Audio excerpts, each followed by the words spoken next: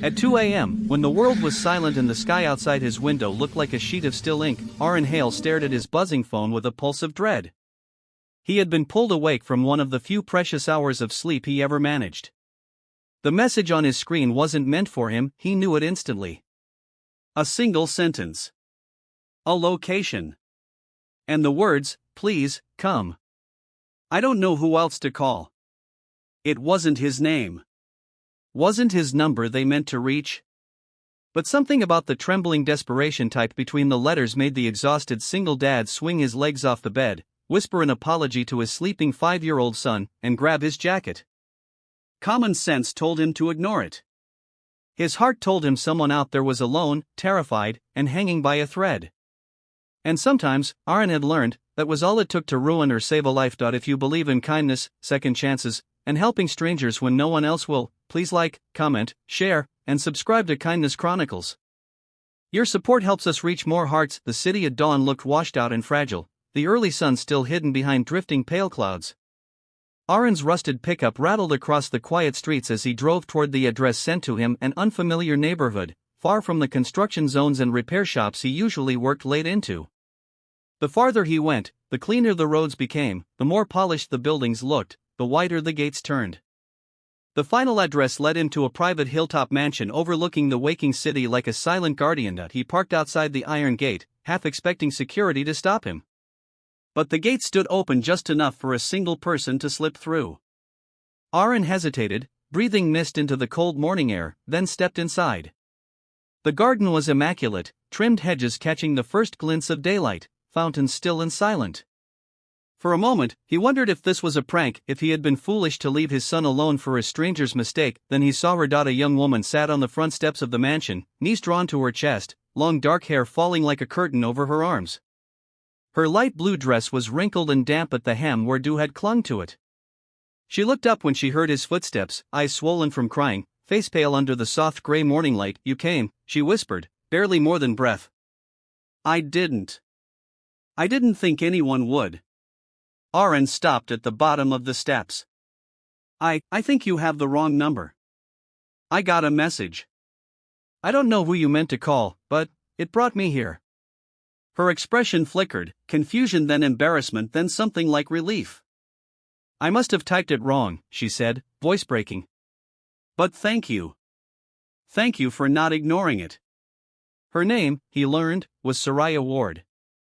Heiress to the Ward Holdings empire, though nothing about her posture or voice held any trace of power or wealth. She looked fragile, like someone who had fallen off the pedestal everyone assumed she stood on. Aaron asked what happened, but she didn't answer right away. Instead, she motioned toward the steps. He sat beside her, leaving a gentle distance, letting her breathe. The sun slowly climbed the horizon, turning the sky pale gold as shadows lifted from the garden. Finally, Soraya spoke. Her father had passed away 3 months earlier, leaving behind a vast company and an even vaster emptiness. Her relatives, her business partners, even her closest friends seemed to orbit her only for what her last name could offer. The pressure had been suffocating. She had made one mistake, a deal gone wrong, a partner who lied, numbers that spiraled, and overnight, the world had turned on her. "They say I ruined everything," she whispered. "They say I can't handle anything. They say, maybe they're right." Aaron listened quietly. He didn't know her world. Didn't know stocks or boardrooms or newspaper scandals. But he knew the feeling of being cornered by life until the walls pressed against your lungs. He knew the fear of waking each morning wondering how to survive another day. After his wife had left years ago, Aaron had been forced to raise his son, Miko, alone.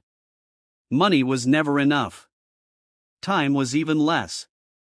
And yet, he showed up for every scraped knee, every school project, every bedtime story, because no matter how broken he felt, his child deserved someone who stayed.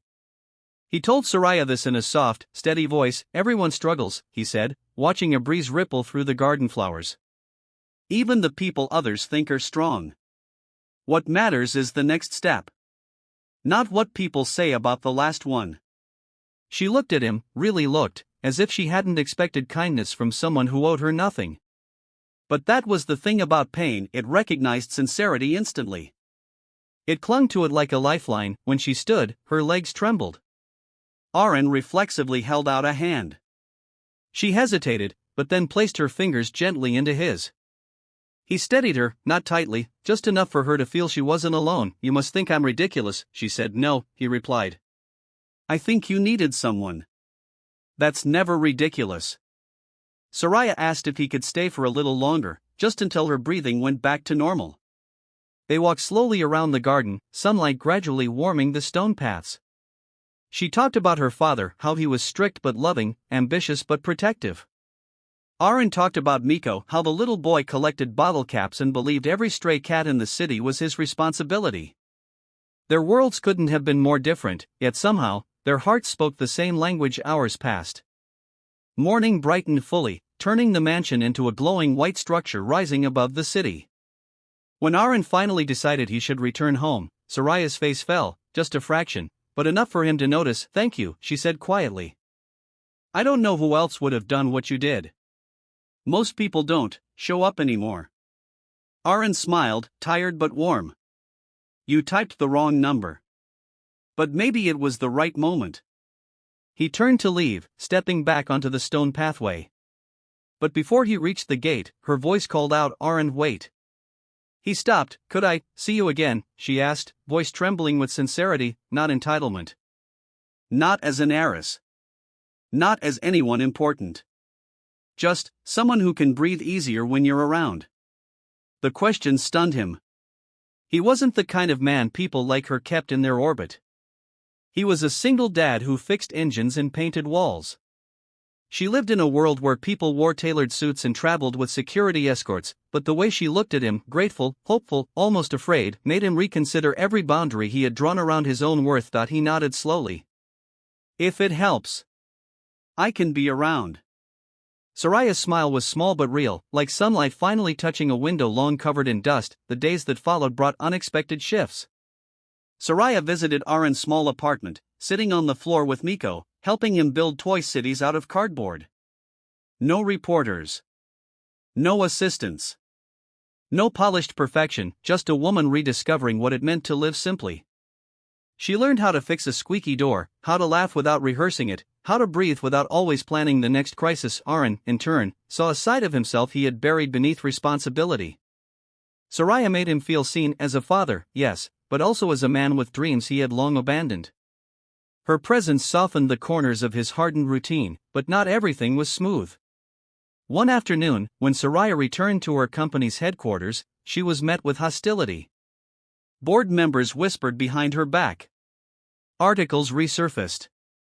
Photographers camped at the entrance, waiting for another fall. The pressure mounted again, and she slipped back into panic. Aaron found her sitting in her office that evening, shoulders shaking, hands pressed against her face. Outside, the city glowed with daylight slipping into dusk. "I don't think I can fix this," she said through tears. "No matter what I do, I disappoint everyone." "You don't disappoint me," he said gently. "And you don't disappoint Miko." Sometimes we rebuild life not in front of a crowd, just with one person who believes in us.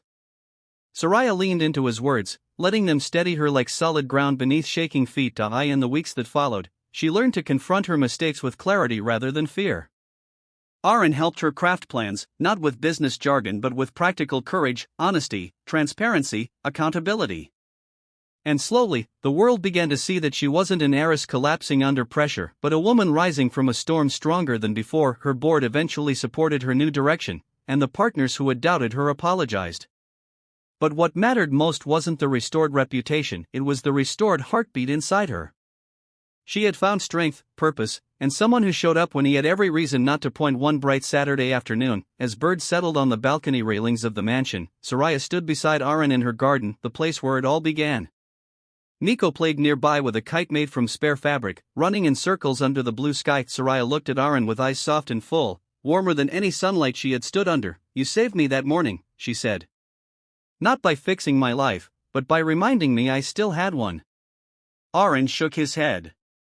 "You saved yourself. I only answered a message." "But you answered," she whispered. "Most people don't." She stepped closer, her voice barely above a breath. "Don't disappear from my life, Aaron. Not now. Not ever. Please." He held her gaze for a long moment.